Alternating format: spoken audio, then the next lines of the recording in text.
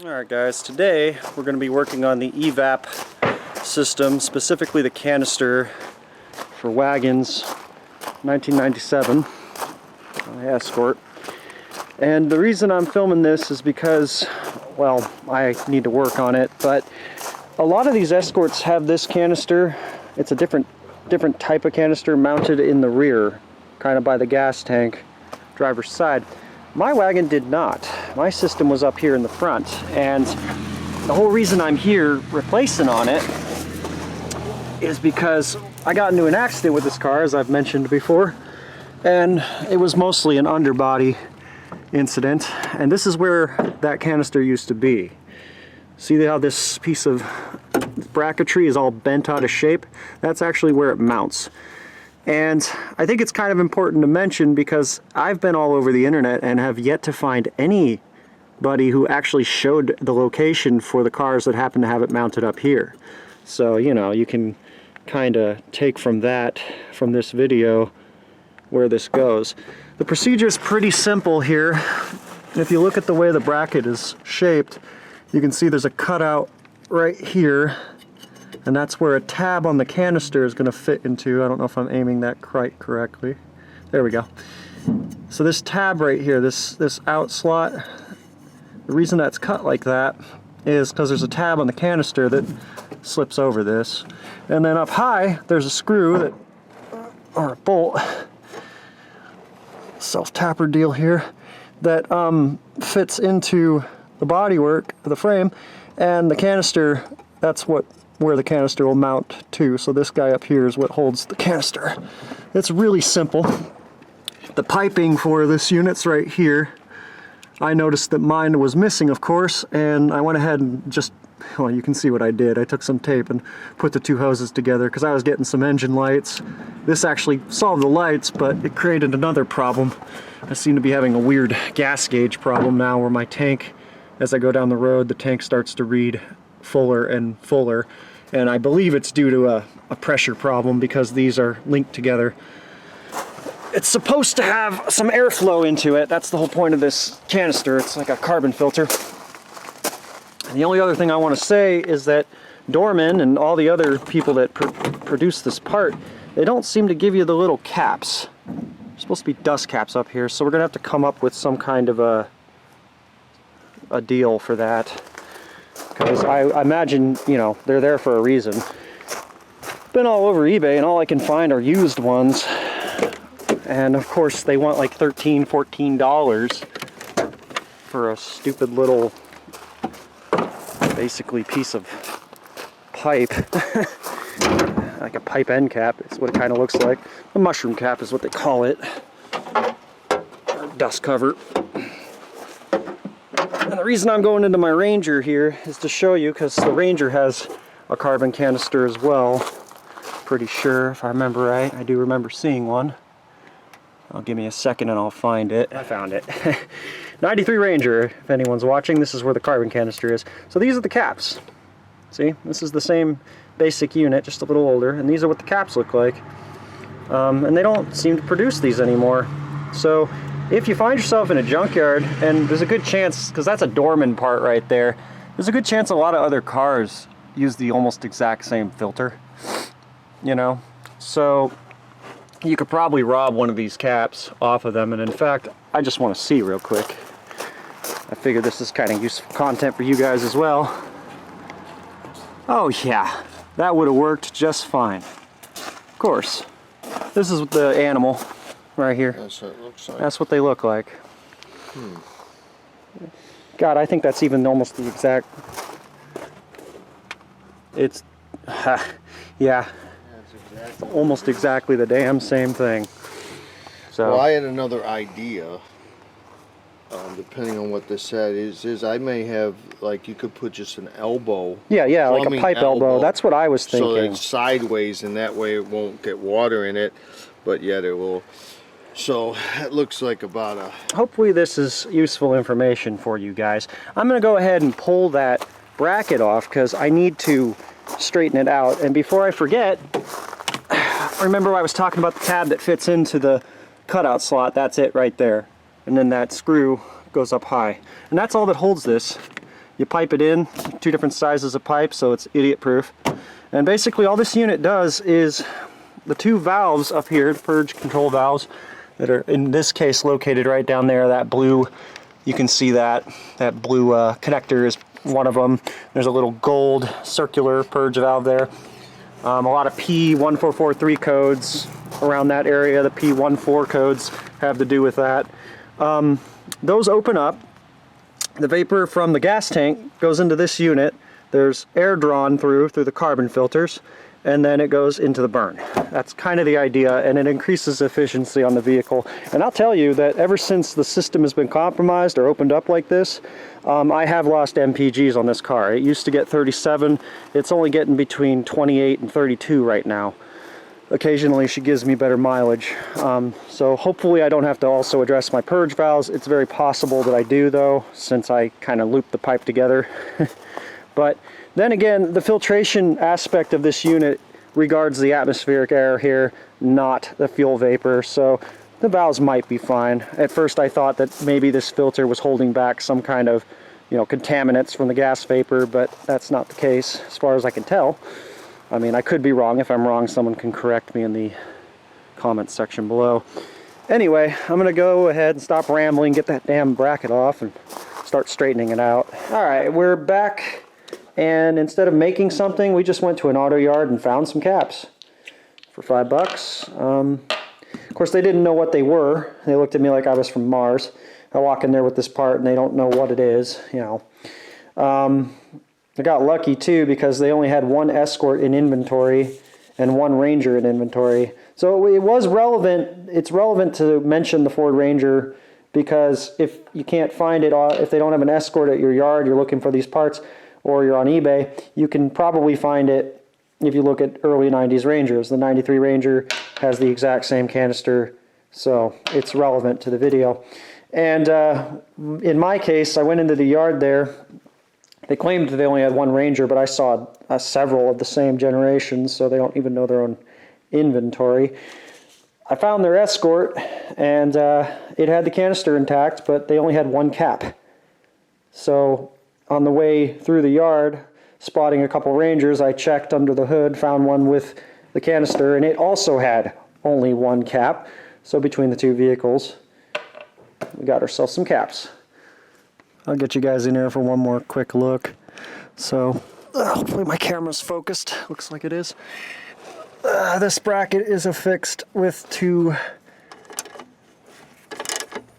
1 nut and 1 bolt. Looks like they're both 8mm. So you can see what I'm doing. My apologies for this crappy camera work. There you go. That's where we're at. I'm going to go ahead and get this bent monster off. Not really a monster, more like a dinky little cheap steel bracket. And then we're going to go ahead and, of course, straighten it out. Yep, that hit me right on the forehead. I'll go ahead and get the other one out, and then we'll straighten it out. Of course, this guy is not an 8, it's a 10. So that's good.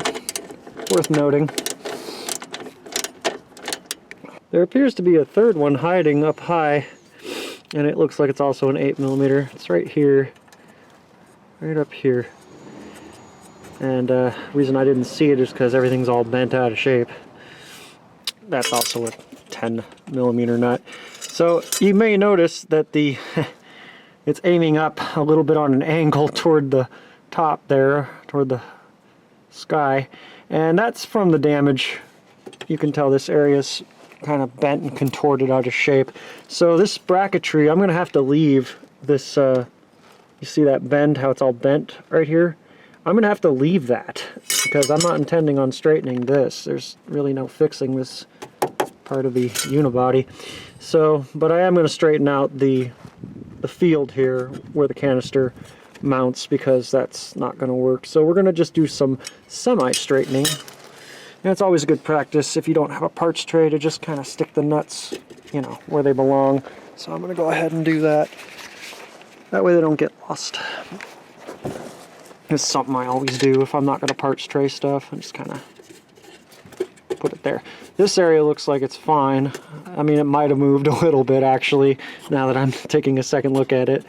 But, you know, it is what it is. Car's had a hard life. It's not perfect. I think one of the next things I want to replace is this ugly transaxle mount here. So you can kind of see that's not that's not the way it's supposed to be. But for now, it kind of serves as a lower skid plate. Gone down some forest roads, and every time I bottom out, it's usually that piece. So I guess in theory, as we bottom out on it, maybe eventually it'll bend up, right? No. All right, this is just for the Escort forum and for people in general. So this mounts to the car body, and then you can see from the cutout where that tab would slip into, and then up high, that's where your body bolt will go through. We'll go through this and into that, and that's why there was a space there, because my unit had completely been ripped out. So now we're going to go ahead and just do some semi-straightening of this. Like I said, we can't get too carried away because the body is slightly bent there. I have to kind of keep it the way that it was, but I need to get that tab in there, so that's the most crucial thing. Okay guys, so like I was saying before, my car, you know, it got into a twist, so your bracketry will be straighter than this bracketry. But this is basically how mine's going to go up. I had to leave this bend in there because of the body being twisted, as you saw. So I guess you could say this bracket is married to this car. It's unique, right? It's unique body contour lines, sure. So now I'm going to go ahead and try to get that up there. We're going to go with a little bit of a compromise there. And also I need to remember to plug in the hoses. I got to undo my tape job that I did, marrying them together, and just fit them back down. Too bad I don't have a lift for you guys to see this. I know I'm kind of rambling, but just look at the bend in this. That's supposed to go straight across. We did do some frame straightening, but we didn't get everything. I mean, my main concern was getting the radiator to fit back in place, which it's a little close, but hey, it's pretty good for crowbars and bottle jacks, I'd say. Boy, was that a bite to get in there. I had to wrestle between the bodywork and the bends and everything. As you saw, we had a little bit of a compromise, and we decided that it was going to listen no matter what. But I got it in. Now, of course, anyone else working on a car that hasn't been through a hit will probably have an easier time with this area. It's still pretty tight though, but down there, right here, you can just, there you go, right there. That's where it sits. It's right there. So hopefully this has been somewhat helpful.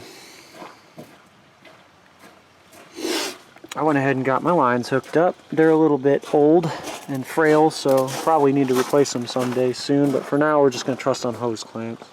I went ahead and ran a zip tie here because this guy, that's the purge valve there, this piping was all against the clutch. I didn't like that.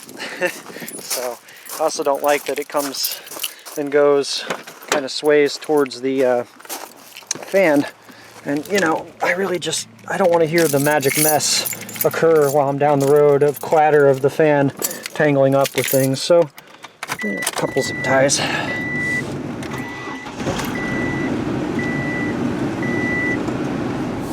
I'll put her through some paces real quick, just see how she runs down the road. Kind of hard to film and drive a stick at the same time, but we'll do it. I can use my left hand to shift, sure.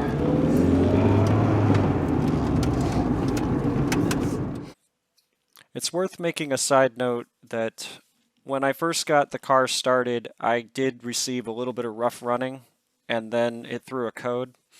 And after a couple minutes, I unplugged the unit to see if it made a difference. It didn't at first, so I'm not sure if the rough running was related to the Evap circuit or not. All I know is that eventually the running smoothed out. I went ahead and gave it some paces on a test run, and while the engine code is still on there, it seems to be running just fine. Unfortunately, I don't actually have a code reader, so I can't see what the code it threw is. It's probably a P144 code of some type, and it'll probably clear itself up. So it's worth noting that if you're addressing this system, if it hasn't been working properly, your car may run rough for a couple minutes as it starts to relearn how to drive with the system.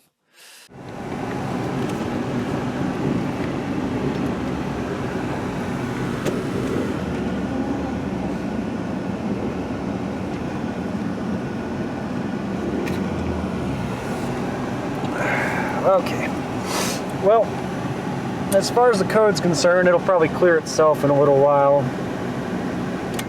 But the car seems to be running just fine. It's not the first time it's ran rough on me, like I said, and I probably should have started the car before I went ahead and hooked this unit up just to see if, you know, just to give me a baseline for the control.